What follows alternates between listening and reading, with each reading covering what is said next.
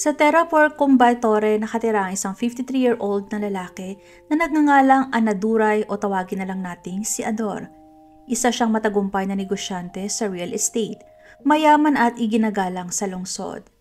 Isa lang ang anak niya, si Ritanya o tawagin na lang nating si Tanya. Nitong taon lamang ay umabot na si Tanya sa edad na 27. Ramdam ng kanyang ama na panahon na upang humanap ng mapapangasawa para sa kanyang anak. Dahil sa pagmamahal, nagsimula siya maghanap ng mabuting kapareha para sa anak. Makalipas ang ilang panahon, may dumating na alok mula sa pamilya ng isang binata mula sa Terrapur. Ang pangalan ng binata ay si Kevin Kumar. Nagkaroon ng pagkikita, nag-usap ang dalawang pamilya at sa unang tingin ay maayos naman ang lahat. Magalang magsalita ang binata at ang kanyang pamilya at walang nakitang mali. Di nagtagal na pagdesisyonan ng ama ni Tanya na ipakasal ang kanyang anak kay Kevin. Inayos ang kasal para sa April 11. Sa unang tingin, parang masayang pagsasama ang nakaabang. Ngunit sa likod ng mga ngiti ay may nakatagong madilim na katotohanan. Kahit bago pa man ang kasal, naglatag na ng malalaking kahilingan ang pamilya ni Kevin sa mga magulang ni Tanya. Humingi sila ng isang Volvo car na nagkakahalaga ng halos 7 million sa peso at 4.5 kilo ng ginto bilang dote. Kahit mabigat sa loob at pasanin para kay Ador, pumayag pa rin siya na ibigay ang hinihingi nila. Mahal na mahal niya ang kanyang anak at gusto niyang maging masaya ito. Sa araw ng kasal, binigyan nila ang pamilya ni Kevin ng isang brand new na Volvo car kasamang bahagi ng ginto. Ngunit hindi pa rin lubos na nasiyahan ang pamilya ni Kevin. Malinaw at tiyak nilang hinihingi ang eksaktong 4.5 kilo ng ginto. Dahil bahagi lamang ang binigay sa mismong araw ng kasal. Ang natitira na humigit kumulang 2 hanggang 2.5 kilo ay hindi pa naibibigay. Nagmakaawang ama ni Tanya at ipinaliwanag na hindi niya kayang ibigay ang buong halaga ng sabay-sabay. Ngunit nangako siya na sa tamang panahon ay maibibigay rin niya ang natitira pang ginto.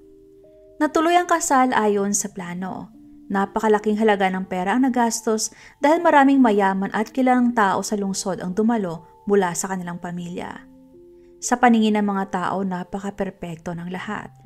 Masaya sila na sa wakas ay ikinasal na ang kanilang anak na si Tanya.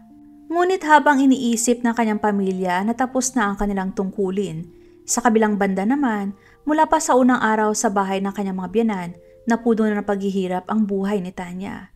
Hindi pa man siya nakakaupo, agad na siyang tinanong. Ang kanyang biyanan na lalaki ay nagtanong kung kailan darating ang natitirang ginto. Ang kanyang biyanan na babae naman ay nagduda kung tunay ba ang mga alahas na dala niya. At ang kanyang mister na dapat sana'y kakampi niya ay nanahimik lang at nanood. Hindi nagtagal ikinandado nila ang gate upang hindi siya makalabas at hindi makausap ang iba. Pinilit siya na gawin ang lahat ng gawaing bahay mula sa pagluluto hanggang sa paglalaba. Dati ay maraming kasambahay sa bahay pero matapos ang kasal, inalis silang lahat. Kahit na may washing machine, pinapalaba pa rin siya ng mga damit gamit ang kamay. Ni isang sandali ay hindi siya naging malaya. Palagi siyang sinisigawan at pinapagalitan ng kanyang biyanan na babae, kaya't wala siyang kapayapaan sa bago niyang tahanan. Sa gabi naman ay lubos na nag-iiba ang kanyang mister. Para siya naging halimaw na pinipilit siya at sinasaktan. Para kay Tanya, ang gabi ay walang kaibahan sa isang bangungot. Naganap ang kasal noong April 11, ngunit pagsapit ng April 30, nakabalik na si Tanya sa bahay ng kanyang mga magulang. Durog ang kanyang kalooban at inamin niya sa kanyang ama na labis siyang pinahihirapan ng kanyang mga biyanan. Ang kanyang biyanan na lalaki at babae walang tigil na pinapahirapan siya sa isip at damdamin sa pamamagitan ng mga pang-iinsulto at panunukso. Habang ang kanyang mister naman ay pisikal siyang inaabuso. Hindi na niya kaya pang tiisin ang lahat.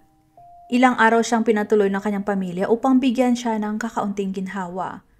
Ngunit sa ganitong mga sitwasyon, lalo pa at kakakasal lamang at bumalik ang babae sa bahay ng kanyang pamilya, mas mangingibabaw sa isipan ng mga magulang na ano na lang ang isipin ng ibang tao sa atin.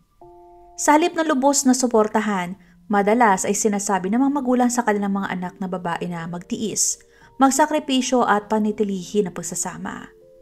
Nanirahan si Tanya sa bahay ng kanyang mga magulang ng ilang panahon. Kalaunan, sa pamamagitan ng matinding pagsisikap, kinausap ng kanyang pamilya ang kanyang mga biyanan. Matapos ang mahabang usapan, tila naging maayos ang lahat. May mga pangakong binitawan.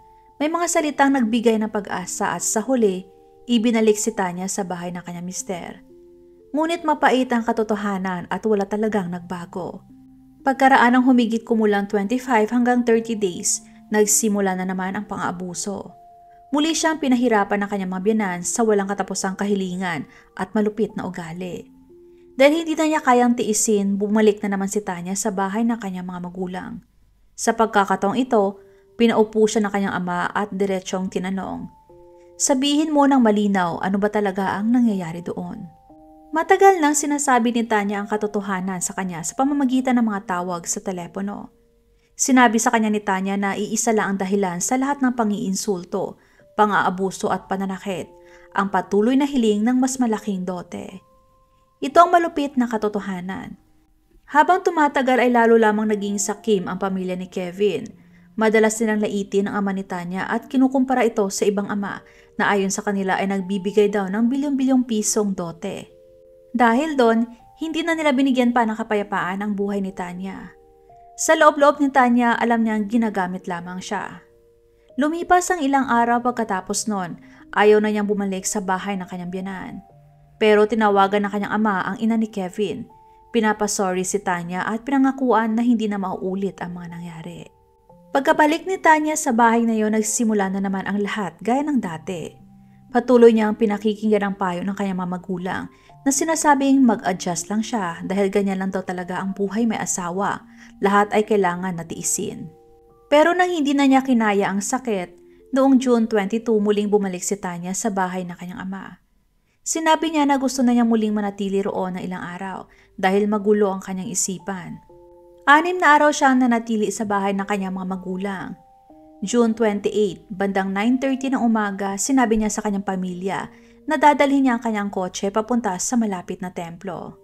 Ayon sa kanya, gusto niyang yumuko sa harap ng Diyos at manahimik ng ilang sandali. Alam na kanyang pamilya kung gaano kabigat ang dinadala niya. Kaya iniisip nila na baka makatulong ang pagpunta niya sa templo para kumalma ang kanyang isipan. Lumipas ang ilang oras ngunit hindi pa rin siya bumabalik. Bandang 1:00 ng hapon, tumunog ang telepono ng kanyang ama at ang tawag na iyon ang yumanig sa kanya. Galing ang tawag sa Bundi Palayam, malapit lang sa Terapur. Sinabi na nasa kabilang linya na nakaparada doon ang sasakyan ni Tanya. Sa loob nito, nakahandusay ang kanilang anak na wala ng malay. May bula pa ang kanyang bibig at katabi niya ang isang bote ng lason para sa daga. Sa sandaling yon, agad nilang naunawaan kung anong ginawa ni Tanya. Nang marinig ang balita, dali-daling tumakbo ang kanyang mga magulang, puno ng takot at kaba, papunta sa Bundi Palayam. Pagdating nila at nakita ang kalagayan ni Tanya, agad siyang dinala sa hospital ng gobyerno sa Avanashi. Pero bago pa man siya matulungan, idineklara ng doktor na patay na siya. Bago pa man makarating sa hospital, tuloy nang gumuho ang loob ng kanyang pamilya dahil sa nakakagulat na pangyayaring ito. Nalunod sila sa matinding kalungkutan at hindi nila matanggap kung paano biglang dumating ang ganitong malaking trahedya. Marahil hindi kailanman lubos na naunawaan ng kanyang mga magulang ang hirap na dinaranas niya sa bahay ng kanyang mister o ang mga tahimik na laban na araw-araw niyang pinagdadaanan. Unti-unti nagsimulang maisip ng kanyang mga magulang ang katotohanan. Sino nga ba ang nasa likod ng lahat ng ito? Sino talaga ang may kasalanan sa pagkamatay ng kanilang anak? June 29, bandang 11:00 ng umaga, matapos ang postmortem, ibinigay na sa kanila ang bangkay ni Tanya. Ngunit bago siya pumanaw, iniwan ni Tanya ang 7 voice recording sa kanyang cellphone. Ayon kay Tanya, "Ama, patawarin mo ako. Ayoko na pong mabuhay. Patawarin mo ako muli. Mula nang ipinanganak ako, dala mo na ang sakit at kahihiyan dahil sa akin. Patawarin mo ako ulit. Hindi ko na kaya pang makasama si Kevin. Ang pamilya niya ay parang isang sindikato. Pinakasalan nila ako para lang sirain ang buhay ko. Habang buhay na ayoko nang makasama si Kevin. Pero wala na akong lakas para lumabas at magsimula ulit. Sobra na ang pasakit na ibinibigay nila sa akin. Pati katawan ko hindi na rin kaya. Araw-araw nila akong sinasaktan. Hindi ko alam kung kanino ko maibabahagi ang hirap ko.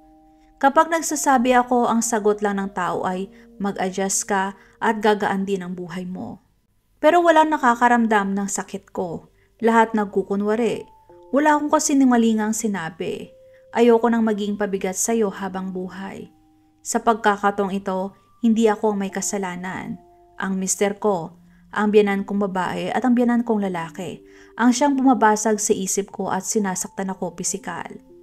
Hindi ko na kayang mabuhay sa ganitong paraan. Hindi ko alam ano ang naramdaman mo nung marinig mo ang mga salitang ito mula sa akin. At mag-iiwan na lang ako ng voice message para sa'yo at sana'y pakinggan mo. Sabihin mo sa akin, ano ba ang nagawa mo? Ano ba ang naging kasalanan mo? Ang recordings na ito ang nagbunyag ng katotohanan sa mga huling araw niya. Hindi na ito basta mga salita. Ito ang mga daing ng isang babae na humihingi ng pagmamahal, ngunit ang ibinigay lang sa kanya ay kalupitan. Sa mga balita, sinabi ng ilang kapitbahay na ikinulong daw siya sa isang kwarto at matinding pinahirapan. Totoong pinahirapan. Kung titignan mo ang kanilang bahay o kahit sa ilang video, makikita mong maayos at marangya ang kanilang pamumuhay. Kumpara sa mga pamilyang nasa middle class, lower middle class o mahirap, mas maginhawa ang buhay nila. Pagkatapos ng lahat ay nagtungo ang ama ni Tanya sa police station at nagsampa ng reklamo. Pero nang matanggap ito, natagalan ang mga pulis sa kanilang aksyon. Kaya tuloy pumasok sa isip ng iba na baka may koneksyon o suportado ng politika ang pamilya ni Kevin. Kalaunan lumabas ang resulta ng postmortem at nakumpirmang walang pumatay kay Tanya. Sa halip, siya mismo ang nagpasyang tapusin ang kanyang buhay. Bago siya pumanaw, ang mga voice notes na ipinadala niya sa WhatsApp ang kinuha bilang ebidensya. Dahil dito, inaresto ng mga pulis ang 3 taong sangkot. Nang dinala sila sa istasyon, maraming taong lumabas at nagprotesta sa kalsada. Sumisigaw ng dapat makamit niya ang hustisya. Ang kanyang pagkamatay ay dapat mabigyan ng katarungan. Sa kabilang banda habang dinadala sa istasyon ang mga akusado, ilan sa mga kamag-anak ni Tanya, lalo na ang kanyang pinsan na lalaki ay mabilis na lumapit at tinangkang saktan sina Kevin at ang kanyang ama.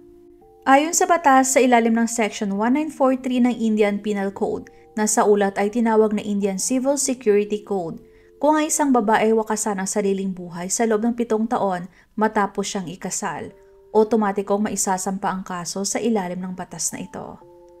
At habang niyayanig ng kasong ito ang publiko, makalipas lamang ang 3 hanggang 4 na araw, may isa na namang nakakagulat na pangyari mula sa Uttar Pradesh. Ang balitang yon ay mas nakakatindig balahibo.